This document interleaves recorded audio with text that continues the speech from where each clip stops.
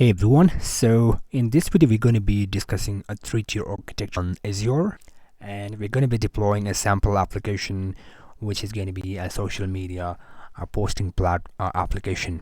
So that is something which we're going to be deploying on this infrastructure, and let's discuss this architecture. So we have this region on Azure, and we can select the region depending upon our users or the locations who are going to use this application. And then within that region we create a resource group. So we have the region and then we have the resource group. The thing about Azure is that it makes things really easy in terms of organization of resources. By using resource groups you can organize everything under one umbrella. This is something which I feel missing in AWS. In AWS, everything feels like kind of scattered. There is no single place or way to organize things.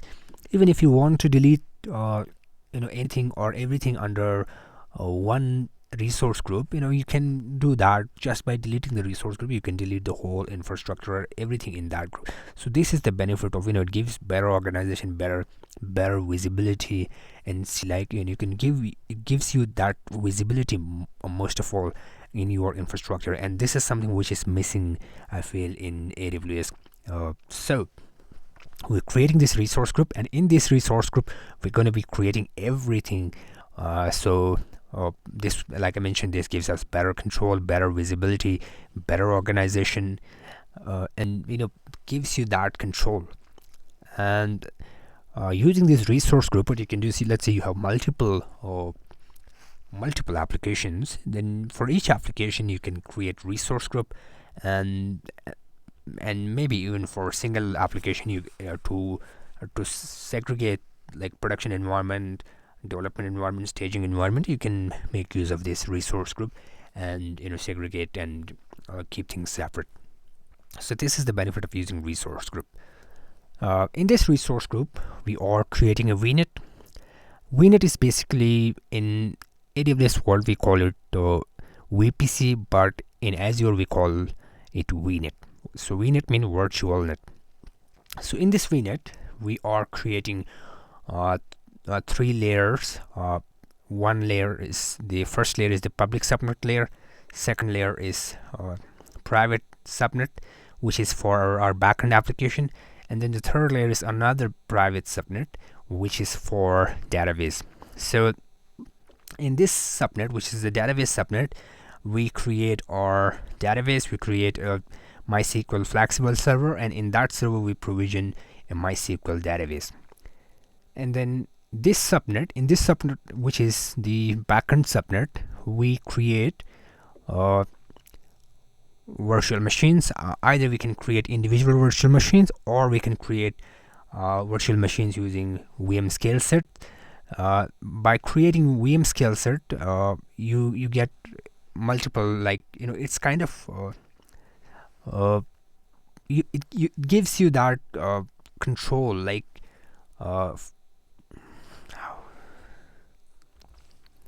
so in this subnet, which is the backend subnet, we deploy our application in virtual machines.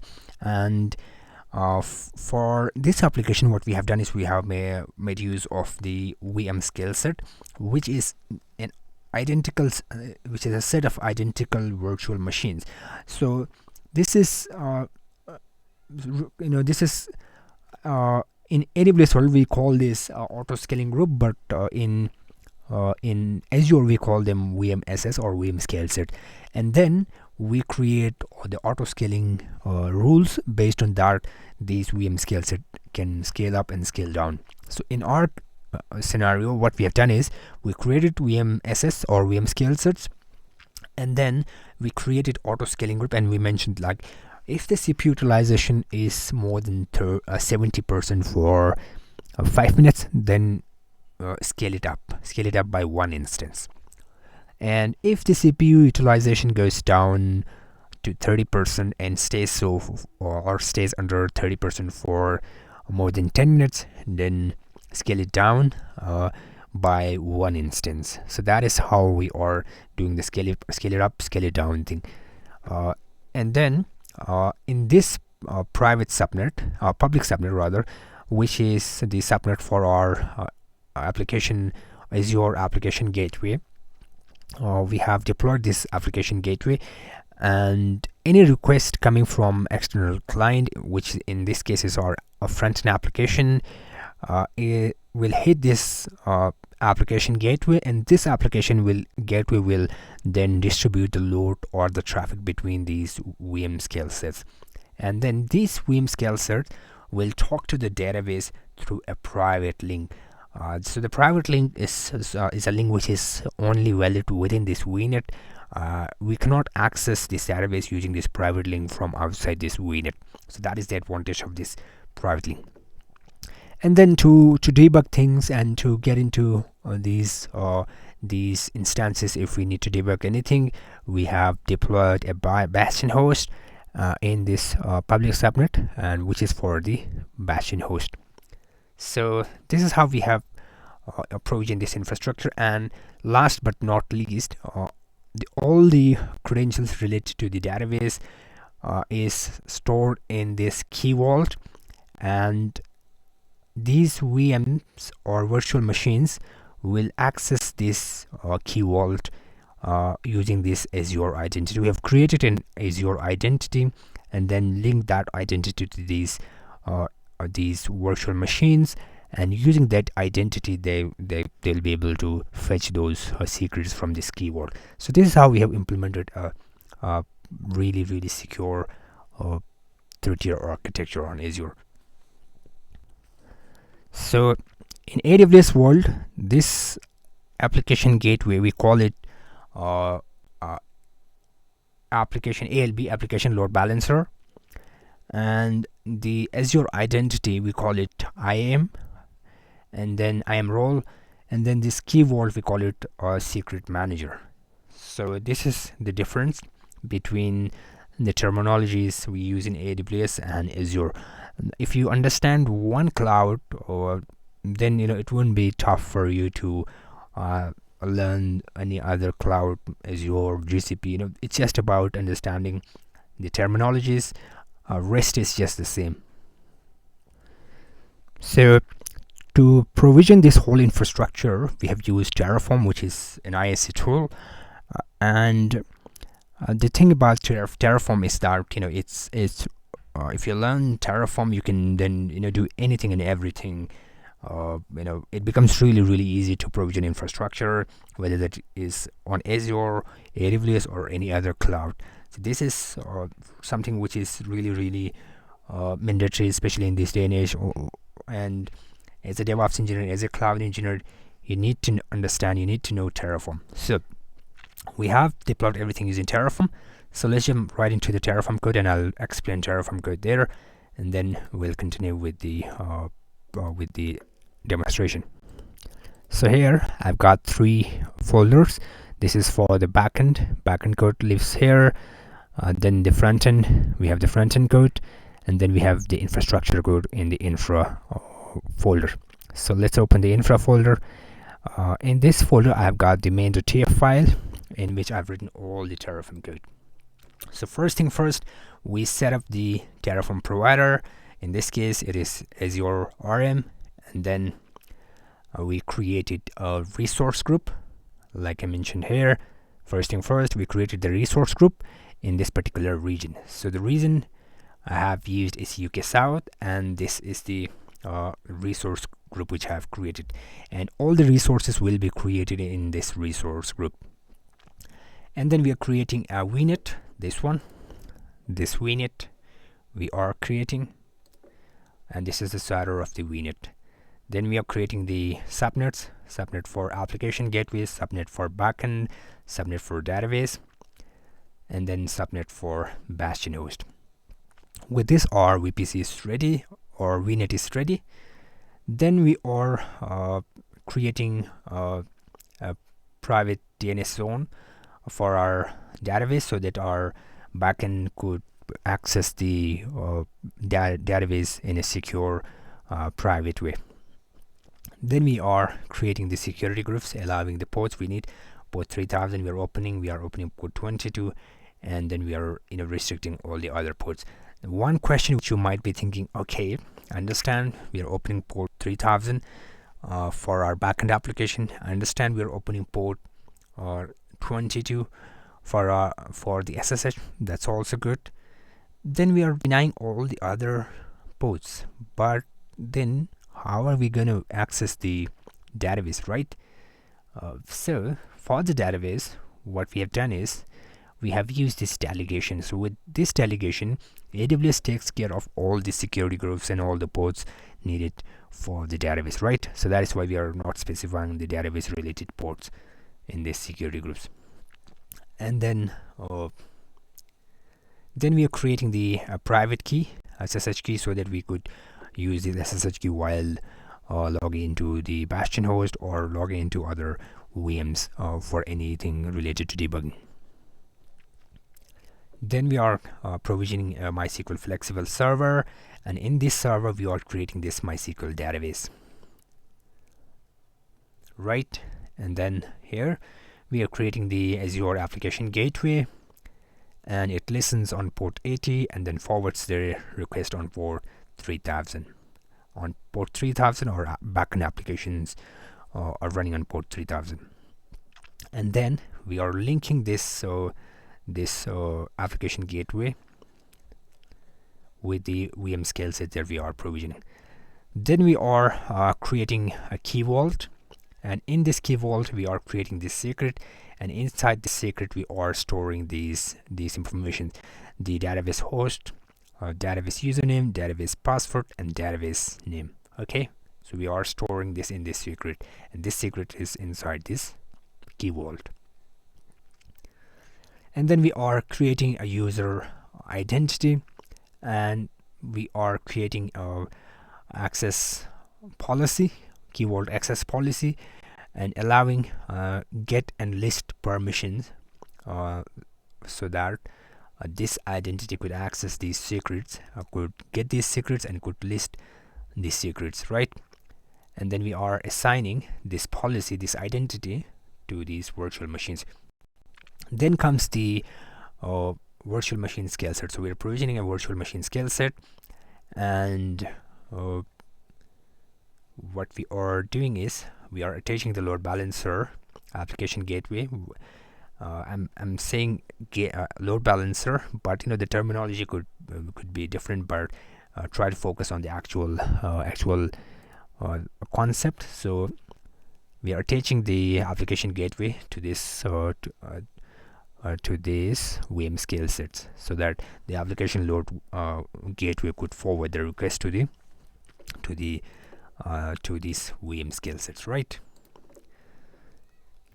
And then we are in the custom data, we are specifying like what should be the state of this EC2 instances when they are created, or the state of these VM or virtual machines when they are created. So what we are doing is, in the custom data in AWS we use the user data, but in Azure we use custom data. So what we are doing is we are installing Node.js, we're installing PM2, which is a process manager, and then we are taking clone of our GitHub repository, and then we are going to the backend directory, and then we are creating the .env file and created these two envs, the key vault name and then the secret name, because our application would need the key vault name and the secret name so that it could fetch the secrets, right? And then we are installing the dependencies and then running the application, because our application is a Node.js application, and that is why we are only installing Node.js and doing these steps. These steps depend upon the application you're running. If it's a Node.js application, it would be something like this, and if it's a Java application, then you would need Maven or something of that sort. So it depends upon the kind of application you're running. So each time a new virtual machine is provisioned, it will perform all these steps, and that means that every VM machine that is provisioned will have our application up and running, right? And then we are creating the auto scaling group. We created these VM sits, but we have to tell the rules, like based on what rules it should scale up and based on what rules it should scale down, right? So this is where we are telling the rules. So the scale out rule is, if the average CPU utilization is more than 70%, 70% is the threshold for 5 minutes, the time window is 5 minutes here. So, and then the operator is greater than. So if the average CPU utilization is greater than 70% for 5 minutes, at one instance. So this is how we are scaling up, right? And then if the average CPU utilization is less than 30% for 10 minutes, so threshold is 30, operator is less than, and then the time is 10 minutes, right? So if the CPU utilization is less than 70% for 10 minutes, remove one instance. So this is how we are scaling or removing the instance or scaling down, right? So this is how we provision the infrastructure. And then last but not least, we are provisioning the Bastion host and then assigning a public IP so that we could access the Bastion host, right? So this is how we are provisioning the infrastructure. And what I'm going to be doing is I'll apply this code. In the output, we will we're going to get the IP of the application gateway, and our front-end application would need that IP of the application gateway so that it could send the request to the backend application, right? So let me show you the backend code. In the backend, we have this code. What we are doing is we are fetching here, we're getting the secrets from this key vault, and then we are storing them in this app config, and then we are connecting to the database using those secrets, and then we have this code. And you don't have to understand this code. This is something which will be taken care of by your developers. What you need to understand is how you are fetching these secrets. This is something which you have to understand, right? So this is the application which will be deployed in each of these virtual machines. And then we have a front-end code. This will run locally on our machine, and this will talk to that this application gateway, and then the application gateway will then forward the request to these. And for us, this is the entry point to our application. So let's apply the Terraform code. So cd into the infra folder first, and then Terraform. I've already done the Terraform init thing, so I don't have to do anything again, or the Terraform init thing again. So Terraform apply, there's just auto approve. I'm using this flake, but in production you gotta be really careful while using this flake, because it's always good to have that prompt or the confirmation before actually applying the Terraform script. So I'm gonna hit this command. It will take some time. Okay, Terraform. Okay, so there is a typo.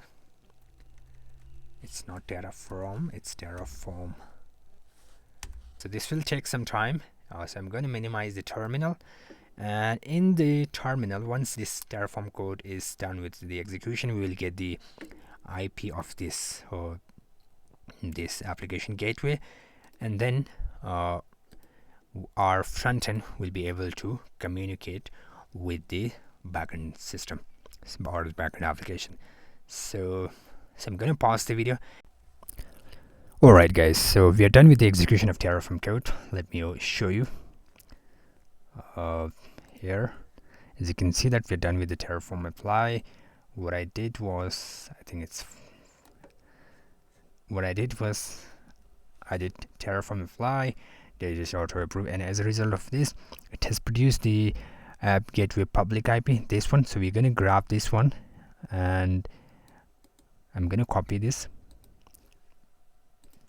and open the front end. This is the front end code that we're using. So let's open this. Let's open this in the browser.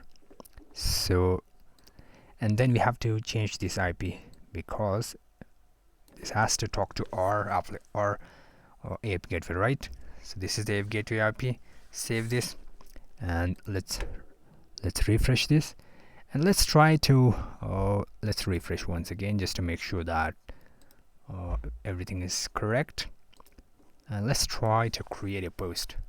Okay, why? We should be able to get a response from our backend. Let me check if there's any issue. So this is the IP of the load balancer, and then there is a health endpoint we have defined in our app. I'm just checking if the application is running properly. Okay, so something has gone wrong. Our application has gone down for some odd reason. Oh no, it's not. I've misspelled this. HEALTH. Health. What exactly is the spelling of health?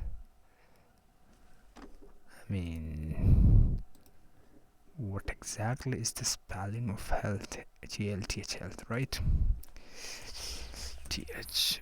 Let's enter. Okay, so our application is running properly. We're getting the healthy status. So that means, yes. So now our front end should be able to talk to the application. So our application is working properly. Let's try to create a post. Post 1, and this is my first post. Let's try to create this. Okay, so now we can create posts. So let's try to create another one. Second post. This is my second post. So as you can see, now we can create as many posts as we want. We can also delete them.